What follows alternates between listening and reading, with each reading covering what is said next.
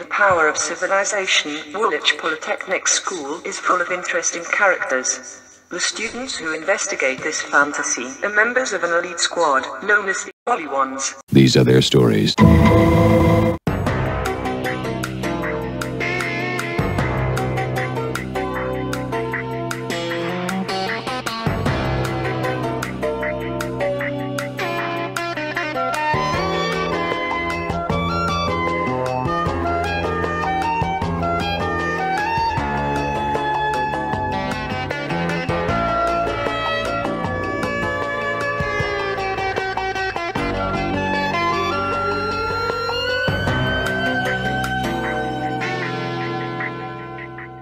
We will be providing justification as to why we should pay for self-inflicted diseases. A self-inflicted disease is damage done to a person's health caused by their own actions or behavior.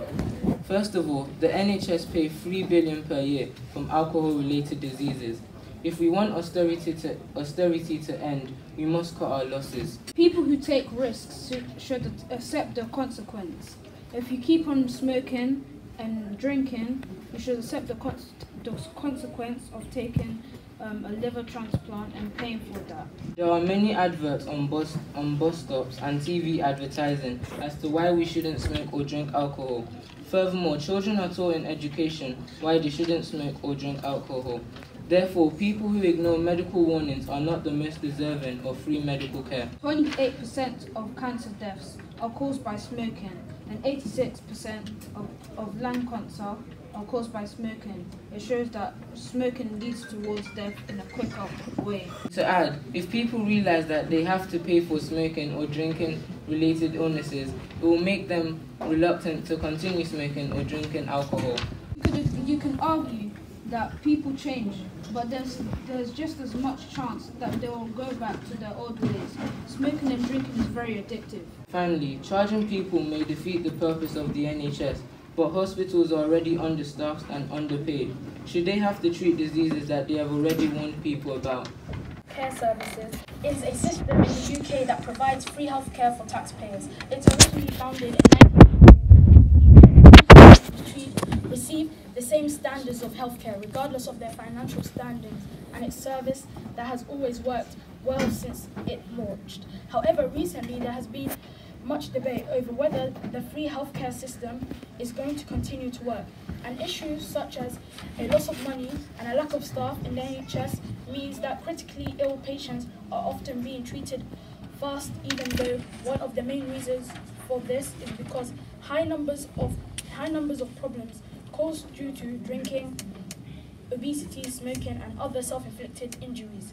And one of the most popular suggestions to solve the problem is to start changing patients whose illness is self-inflicted. This article will be looking at the issues to give you a brief information of what the big debate is all about. Should we pay for the treatments?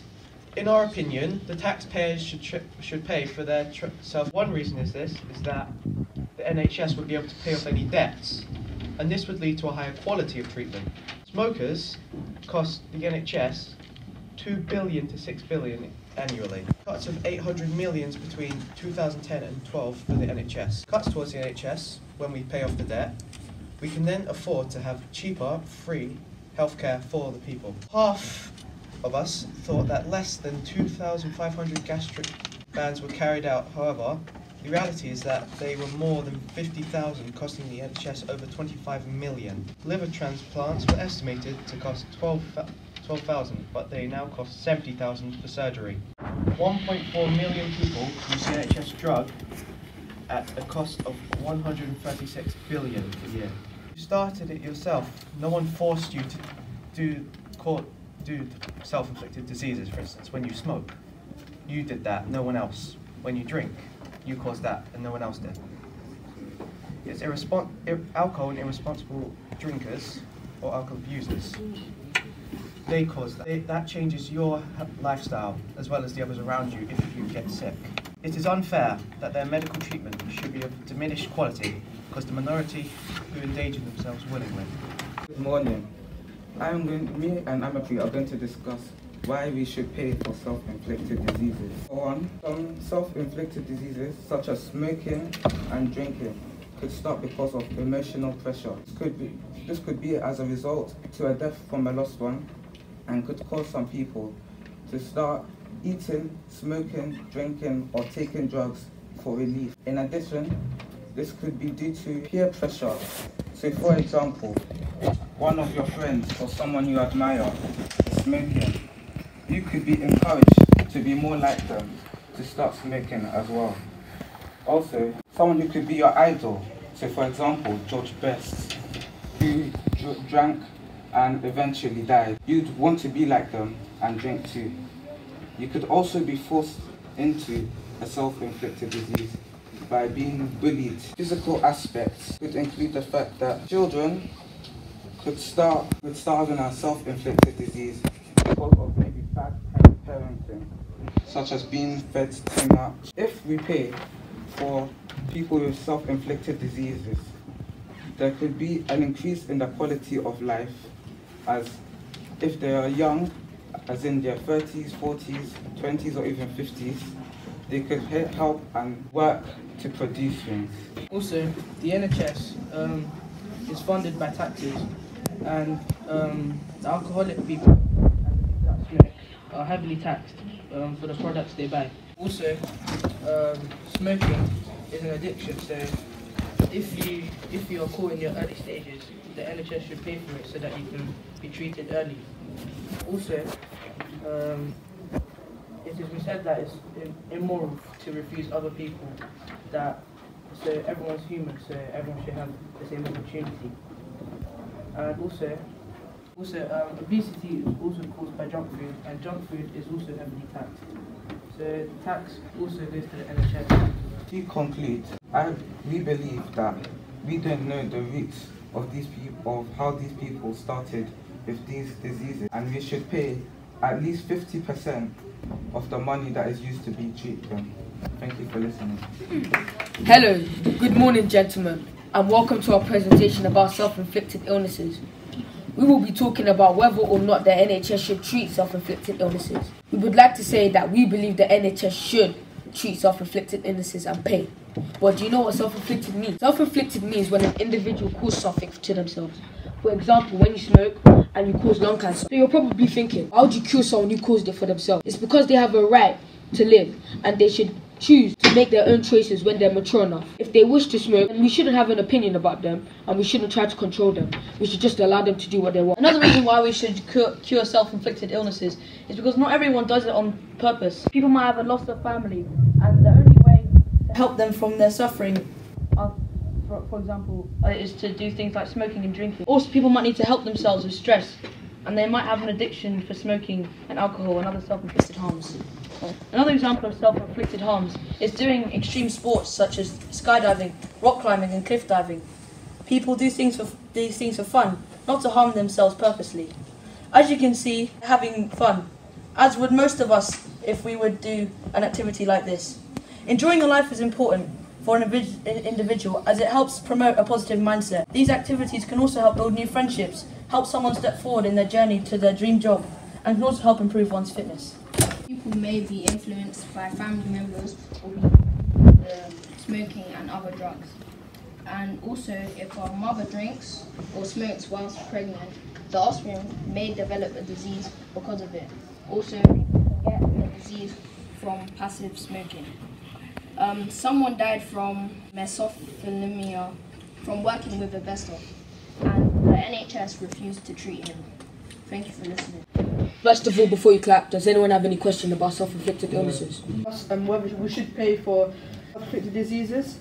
I believe that when it comes to a particular age, you should pay for your own medical treatment. As children have not yet established a sense of maturity, they are not able to differentiate between what's right and what's wrong. As alcohol costs us $3 billion a year, which is an immensely intimidating amount of money, that makes us realise that self-inflicted diseases cost the NHS a hefty load. Considering there are budget cuts towards the NHS, we could limit the healthcare treatment for others who have been subjected to a normal illness that has not been self-inflicted. 150,000 people have been waiting more than 6 months for a replacement. Conclusively, I believe that we should pay for a small amount of self-inflicted disease. The NHS made a target for 92% of patients to be referred within 18 weeks, which is 4.5 months. But 417,771 patients had to wait more than 18 weeks, and an increase of half towards patients having to wait for a whole year, but eventually get treated anyway. Also, a proportion of NHS patients, they have to wait for quite some time to be treated. Those who smoke and drink pay a large amount of money, which is tax, which can fund their own treatment, meaning that the NHS shouldn't pay for it, but we should. We as people should pay for it. People are committing self-harm, and the intention of self-harm is to inflict an injury on themselves or punish themselves because of distress or tension. And we can't necessarily blame a person for self-harming when it's a mental state which has put them into their position. So the NHS should pay because they're not necessarily forcing the injury upon themselves. Well, they are, but it's a mental state that they put themselves in. The majority of self-inflicted diseases are caused by your own mental state, so it isn't always your fault. People should pay for their own treatment and be honest about it, as people are willing to con medics to get treatment they don't need, but treatment they want. 25% of 16 to 24-year-olds have done this, creating a growing concern. Some of the treatment which they wanted to use is plastic surgery, and they are willing to con medics even though they don't need it. So we think that people should pay for their own treatment because they have to be honest about what they're doing. And thank you, ladies and gentlemen, for listening. Good morning. Today we'll be discussing why should the NHS fund self-inflicted diseases. Firstly, what is a self-inflicted disease? A self-inflicted disease is when a person's health is damaged by their actions or their behavior. For instance, factors such as obesity, which can be caused by eating too much calories. There may be grief or culture differences. Even though that the NHS is significantly spending £3.65 billion on self-inflicted diseases and defined as a charity and immoral to violate people's rights to free treatment, we believe the more funds that go into the NHS, the more better facility that we get, the more moral support people who are suffering from self-inflicted diseases can receive, and the more treatments they are able to get. I'm here to talk to you about the statistics. First of all, who remembers this? The voting campaign for which Nigel Farage said that they should fund £350 million a week into the NHS. If this was to go through, £18 million of a year would go to the NHS, and taxpayers give £3,442 a year to the NHS, meaning that from London alone, £1.37 billion go towards the NHS from tax. Expenditure was planned to increase to £126.269 billion next season after Brexit, and the UK have 2.8 hospital beds available per 1,000 in 2012 compared to 8.3 in Germany and 6.3 in France. There were 10,934 additional doctors employed in March 2017, and this is a 0.49% increase. There were 2,197 more ambulance staff in March 2017 compared to 7 years earlier, as a 12.5% increase. Anorexia happens due to a lack in diet. It can happen due to a person's metabolic rates or their diet as well as their culture and what they eat in their diet. It is not always the person's fault, and it can be blamed on things such as the society or the pressures they get. The NHS should pay for it because a lot of the time it is not the person's fault, and the person does not do it on themselves. And things such as HIV and AIDS happen because of unprotected intercourse, and this can be due to a lack of education rather than the person's own choices. And this is because This is because younger children have younger children get it more often rather than older generations, and this can be due to one thing, lack of education, and second, a lack of understanding by the person. And to summarize, we all believe that the NIH should fund into self-inflicted diseases to help those who are affected by this to give them more better support and understand on how they can resolve their issue. Thank you.